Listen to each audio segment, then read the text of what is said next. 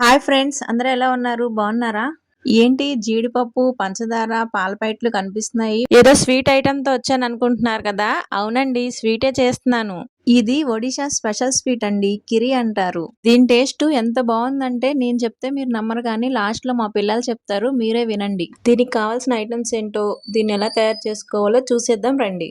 చిట్టి ముత్యాల రైసు, పంచదార, మిల్క్ మేడు, సన్నగా తురుముకున్న పన్నీర్ ముక్కలు, కోవా, అలాగే జీడిపప్పు, మనకు కావాలంటే ఇంకా డ్రై ఫ్రూట్స్ కూడా యాడ్ చేసుకోవచ్చు. అలాగే పాలు, ఇంకా యాలకులు. ఇక ప్రాసెస్కి వస్తే, చిట్టి ముత్యాల రైస్ ఉన్నాయి కదండి, అవి 2-3 టైమ్స్ శుభ్రంగా కడుక్కొని స్టవ్ ఆన్ చేసి స్టవ్ మీద పెట్టుకొని పాలు ఎక్కువగా పోసుకొని నీళ్లు కొంచెమే పోసుకోవాలి. పాలల్లో ఉడికితే టేస్ట్ మనకి చాలా బాగుంటుంది.